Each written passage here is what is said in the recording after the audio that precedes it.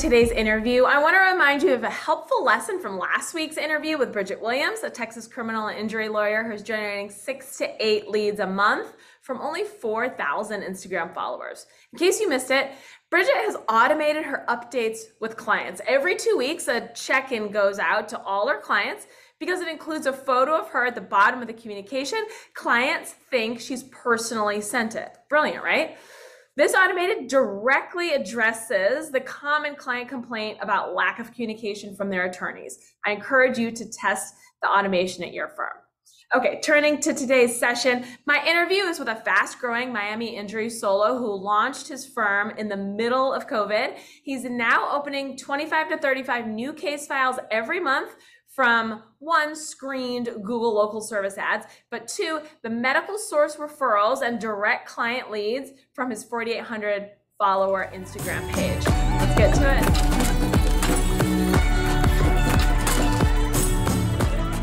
Hi there, welcome back to the Grow with Cara show. Today we continue our interview series with successful attorney marketers. We're taking a close look at what's working, what's not working so well, the specific steps these attorneys took to get to where they are. And remember, these are simple steps that you too can follow to get on a similar path to growth. Okay, let's get right to it. Today, our special guest is attorney Chris Ferrer. Chris is the founder of Ferrer Law, a rapidly growing personal injury firm in Miami, Florida. He has recovered millions of dollars for his clients. We're excited to have him here today. Welcome, Chris. Thanks for joining us. Thank you so much for having me, Cara. Appreciate it. Yeah, I'm excited to dive in. So to start, Chris, tell us a little bit about your story and why you launched the firm. Well, my story is a little bit different than the typical person that might open up their business or their law firm. But I opened up 3 years ago in the middle of COVID. It was a real tough time for me. I mean, I coming out of law school 7 years ago, I always wanted to open up my own law firm. Honestly, that's like a lot of attorneys when they first got out of law school, that's what their dream is. But it was a tough situation because I mean, I worked at a large law firm. That's the first law firm straight out of law school. I worked at a larger law firm, and then I transitioned to a smaller boutique firm that did personal injury, maritime, and at that time during COVID, I mean, everything shut down. Everything it was complete standstill, and it got to a point that like a lot of companies, they had to either furlough their employees or they just completely had to stop paying their employees. So I was in a situation that I, talking to my family, my fiance, or my girlfriend at the time, what if I just decide to open up my own firm at this time? Nothing else, there's nothing going on, everything's at a standstill.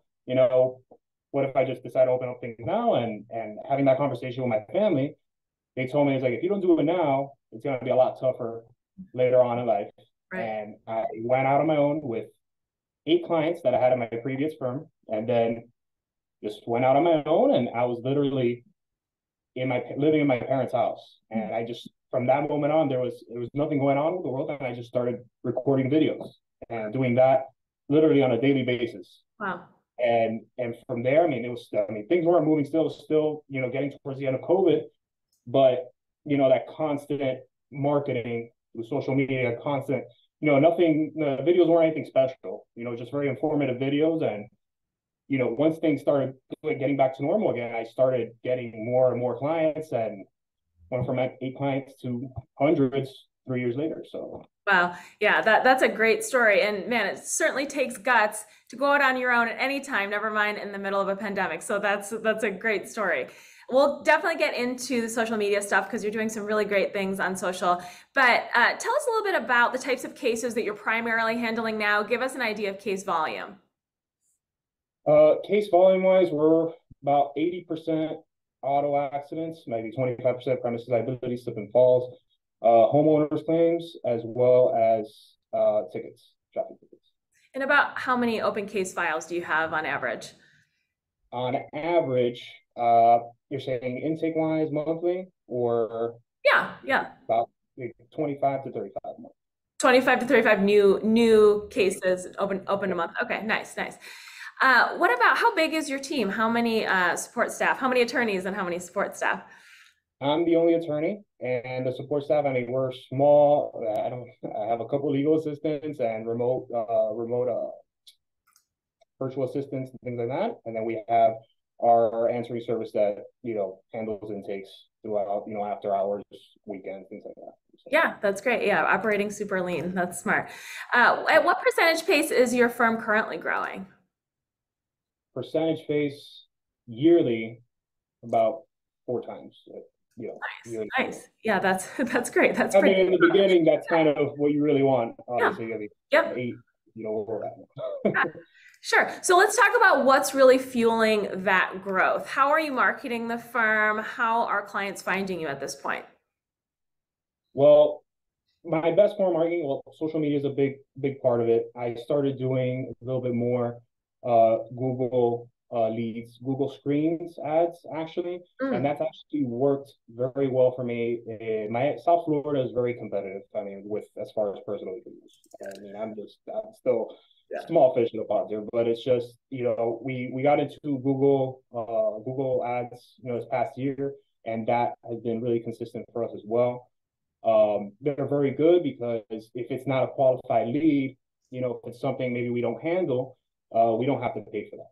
Mm, So we get to screen every client that comes in. If it's something that we handle, obviously that's a qualified lead. We'll pay for those types of leads. But if it's something that we don't handle, Google records those leads. If it's something we don't handle, you don't have to pay for it. So I've had really good experience so far with the Google screen ad. So the screen ads, is there kind of a natural filtering or screening that takes place, or are you just seeing all of those and then, kind of one by one evaluating right. each one and seeing if they're qualified or? Well, Google Screen Ads, when you set it up, you have the different categories which you would want to get leads for. We have everything from auto accidents, slip and falls, dog bites, premises liability, boating accidents. But sometimes it might be defense work related to an auto accident or defense work related to a dog bite. We sometimes get those, but we get those calls, we take the intake, something. If we can't handle it, then we'll let the client know. We'll try to refer them to the right attorney, but it doesn't hurt because it's not, Google won't charge us for that, so it's fine. Yeah, that's smart. Uh, about what percent of your revenue are you spending on marketing and advertising?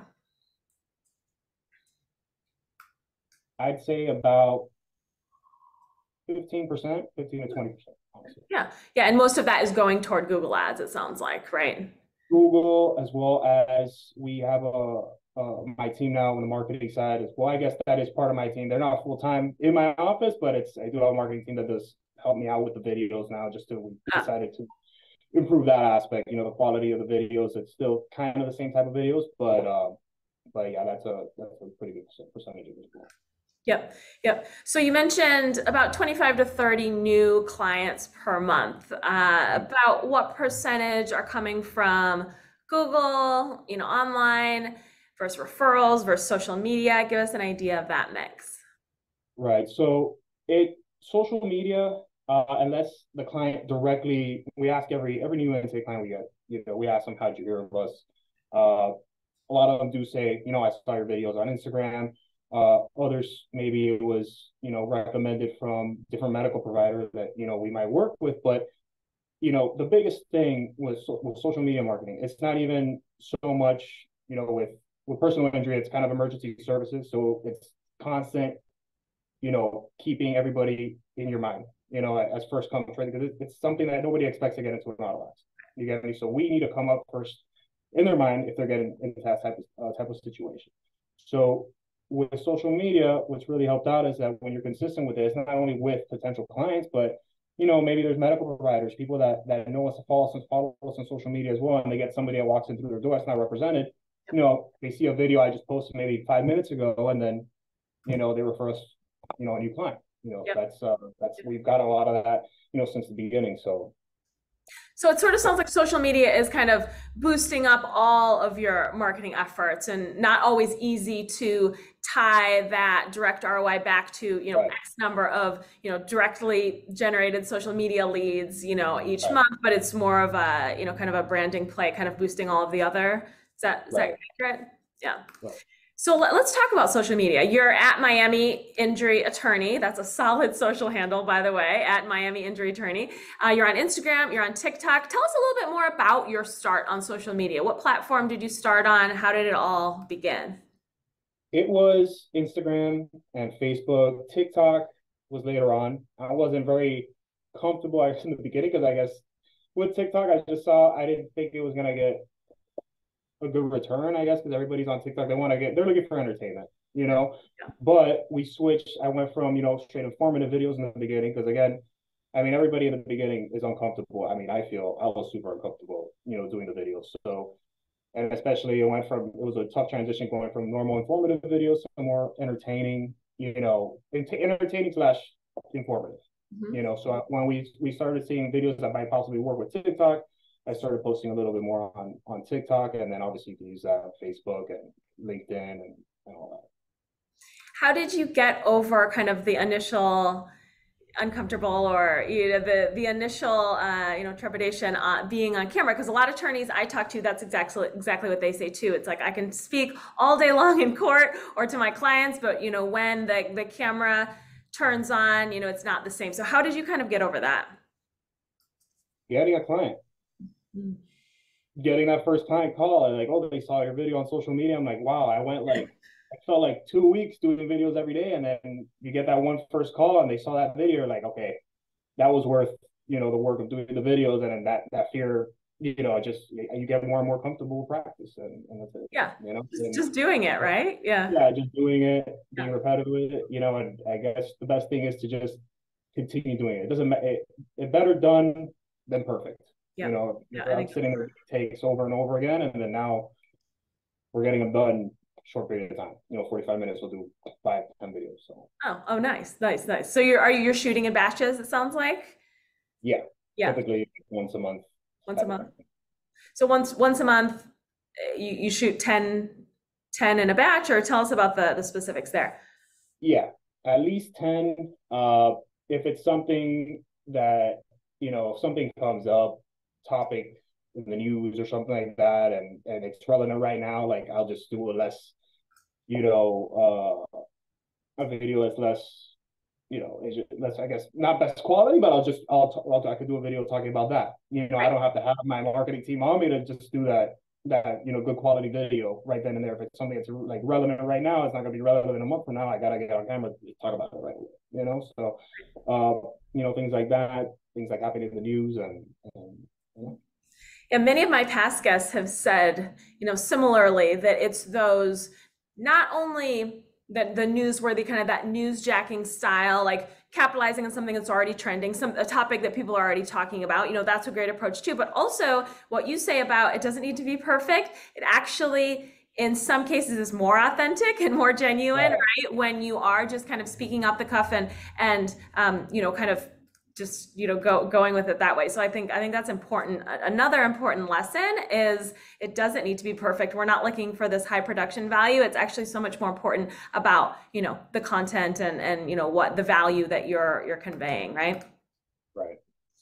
When did follower growth really kind of ramp up for you? Was there a video that performed particularly well? Was it kind of a slow burn, just being consistent? Tell us about that. Yeah, it was more being consistent with it, little by little.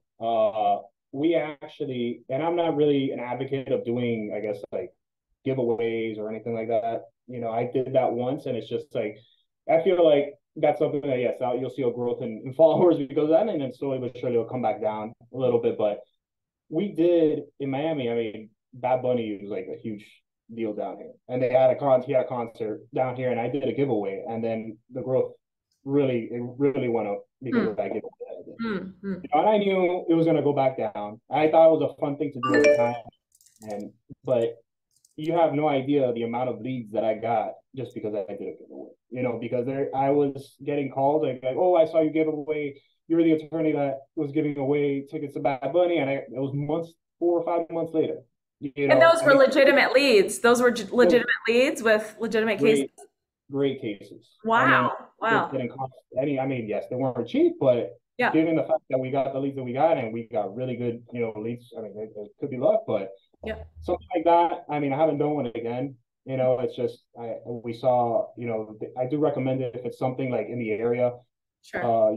for attorneys, if it's a specific area for a concert or whatever. I know there's Taylor Swift, you know, things like that. People go crazy about tickets like that. Like I did that once for fun, and it was well worth it. And I might do one again, you know, coming up soon. It was a little bit of a headache. I'm not Yeah. gonna Yeah. Good test though.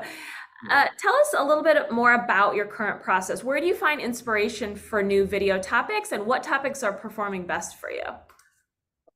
Well, I do follow a ton of attorneys, you know, throughout the United States, not just Florida, and obviously, you know, they there's so many things you could talk about. I guess personal injuries. You know, you have to there's so many ways you can skin a cat, and but there's very interesting ways that you know people are coming up with really creative topics. You know, and it's something that yeah maybe not use exactly what they're saying, but you know, do your own twist with it, or like a situation, something interesting happens with a client, you know, I typically just write it down my notepad that I have right here, and I say I got to make a video on that, you Yep. know, and even AI now, like you want to come up with video topics quickly. You know, the marketing team that I'm working with now is like we use like Chat GPT, like come up with topics, personal injury related topics, or you know, legal related topics we could talk about. We get the 10 best that we like out of that list, you Mhm. know. So yeah, AI has been helping us out a lot with that Chat GPT. It's been pretty good. Smart, smart. I also notice you have quite a few kind of attorney reacts videos where a video plays, a video that's already trending plays, and you either, add commentary or, add some sort of text to it. Have you found those to be effective? Is that something you plan to do more of? Yeah, for sure. I actually did one on YouTube when I first started off. It was a girl that decided to use Gorilla Glue spray on her hair. I remember that. Oh my goodness. Yeah, I did like a lower reaction video to that. I got pretty good, you know, pretty good response. But you know, things like that. I mean, there was a recent I didn't do a reaction to it. It was very recent. Some a child got like a $800,000 settlement verdict for a burn with a chicken nugget in McDonald's recently. You know, things like that. Something comes up to that that's interesting. I could do a reaction video to it. You know, I tend to hop on that. You know, so I haven't done a whole lot of word reaction videos. Honestly.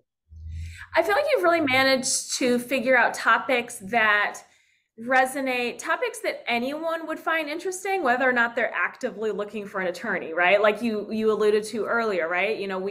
We're not interested in car wrecks until we're in one, right? So I think you've really done a good job of striking that balance, and I think that's why you've been able to, get such a loyal following. Sometimes, I see attorneys who they're just not gaining traction on social, and sometimes that's because they're staying so narrow, so niche in, answering those very specific PI, personal injury related questions, and it's just not as interesting. You mentioned kind of moving from more educational to kind of entertainment educational. Can you give us any kind of topic examples like in that area that seem to be resonating more? Right. And recently with my marketing team, I spoke to them, you know, a couple of months back, and I kind of want to, you know, not obviously I'm going to continue doing the informative videos, you know, relating to personal injury, but I want to do more, you know, life related videos, you know, business things, you know, things that I've helped, you know, had issues with in my business, you know, growing my business, or how things were in the beginning, you know, with my story with opening my business at, you know, at the end of the pandemic, and things like that, you know, maybe, you know, videos like that to help people out that are struggling to either take that next step, you know, and a lot of people, you know, coming out of college, like they're starting new jobs and they're scared because they've never done it before. I mean, yeah, every expert wasn't an expert in the beginning. You know, they got to start somewhere, you know. So, you know, I want to go into at least a few videos a month that's just not personal injury, because I just don't want to be, I want to be as authentic as possible, and I don't want to be that attorney just like call me after an accident, or I'll get you paid, and I'm like, yeah, that's great, but I just don't, I see that advertisement type approach, and I just really don't like it that much. There's nothing Right. wrong with it, Yeah. but I don't want to be that type of attorney, Right, you know? right, right. I think that's excellent advice. You are also a business owner, so sharing those challenges and those struggles and those wins also makes a whole lot of sense. I like that. Uh, Chris, are you putting any money into boosting any of your posts? Yes, not. Not a lot, but recently this year we started doing it a little bit more. But in the beginning it's just straight organic. I don't do any. I didn't do much boosting, honestly. Are the boosts effective? How much money are you typically putting behind a boost? I haven't put in a ton of money, but I Yeah, mean, like a few $100 a month, something yeah, like that. But right. nothing, if it's something, a video that did well, I decide to boost it, and so you get, additional followers, things like that. People more traction to the page, Instagram and Facebook. And, Yeah. Yeah. Well, I mean, yeah, I think the boosting can be effective with a very modest budget. It's not like we're talking about thousands of dollars. Sometimes just seeing those top performing videos and putting a couple $100 right, behind it can really, dramatically increase the right. exposure. And my marketing team, I usually let them handle it, and it's something we're kind of, since we started it this year, it's more like experimenting. They told me not to, throw in too much money. Let's see like which videos start working. They told me to, go that route, and the ones that perform better. Obviously, there's ways to pinpoint specific areas you want to, boost that there's like location specific boosting. We could do it like in a trauma center, in a hospital, things like that. That's the thing about it. That's what we've been doing too. So That sounds like a smart approach, right? How much time would you say you're personally spending on engaging with folks on social media, either commenters? Are you handling the engagement yourself? Is that something that your marketing team helps you with? yeah, I do handle it myself, and that's really important. I try to, kind of at the end of the day, when unwinding, trying to look at the page and see if there's any responses, messages or comments on any posts, and try to respond to it. I'll get a text from my, the guy, handling my marketing. Like, oh, you got to respond. And I'm like, yeah, I'm trying to get better with that. Yeah, yeah. You have a couple other things on your plate probably, but Yeah. but I can understand. Yeah, that's important to prioritize. So Instagram, TikTok, they're obviously national platforms, of course. Are you referring your out-of-state social leads, or are you building that referral network? Is that something you're doing? Yeah. So actually, I went to a great conference about a year and a half. Well, yeah, almost 2 years ago, to the CEO lawyer conference with Ali Awad. I know he was on your page as well. Great guy, and I met a lot of people, a lot of attorneys in that conference that I've been really good friends with ever since. I mean, I could set referrals to Arizona, Texas, Georgia, and it's great. New York, and it's crazy. Like, I wasn't even anything. I mean, I'm not huge in social media yet, but I mean, it's like at that time, even people that you've never met before, they were like approaching you in these conferences, like, "Oh, you're a Miami injury attorney," and I'm like, "Yeah, that's sweet." Like, it's crazy. Like people around the whole United States, especially lawyers that do the same thing as you. You know, we help each other out too with content ideas as well. So I we we always we keep in touch, and they're like, yeah, I'm gonna do a video for sure, like yours. Yeah, So I mean it's keep kind in of touch. neat. Yeah, Yeah, it's kind of neat. It's like this exclusive club in a way, right? And a lot of my past guests have talked about getting referrals from each other, right? Because it's, these attorneys who are doing great things on social media, and it's easy to get into the club. It's not, it's you just have to kind of, be committed to social media and, have that kind of abundance mentality. And I think that, it's sometimes we forget that, I mean, what a great tool, referral tool, social media is as well for building that referral network and those referral sources, because that can be really challenging otherwise, right? No lunches required, right? You can kind of really just, do a lot of it through social. And I love to hear that you went to the CEO Lawyer Summit. That's huge. Yeah, that's great. Tell me a little bit about your approach on YouTube, because I know you're also on YouTube. Talk to us about that. those are I haven't been posting too much on YouTube lately. It was more in the beginning. I would love to get that going again. But yeah, I'll be honest with you, I haven't used a whole lot of YouTube since the beginning, honestly. Uh, it's been mostly, Instagram and TikTok and LinkedIn, Facebook. You mentioned using AI for script and topic creation. Are you Mhm. using AI in any of your other daily work right now? Are you utilizing it in any other ways? There is, I mean, now there's not even specifically with like Chat GPT, but there's even AI for, we do.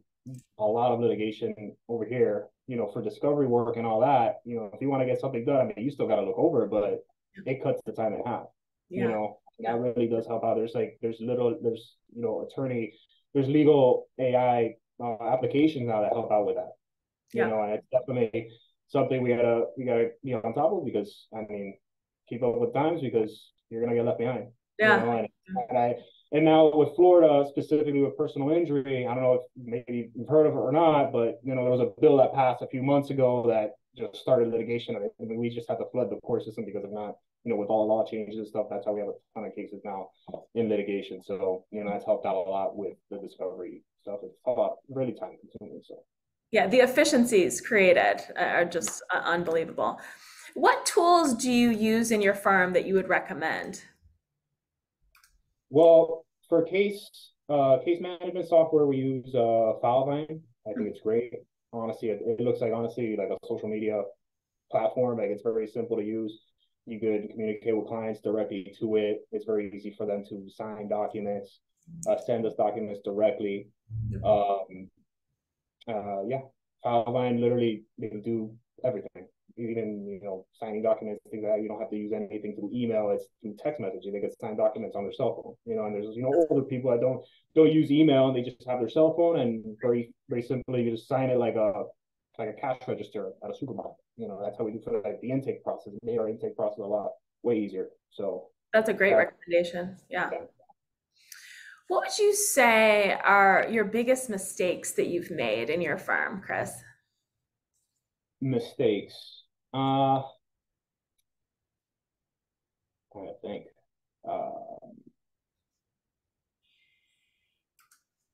Tough question. I mean, I do make mistakes, I guess, but it's just like or maybe lessons learned. That's yeah.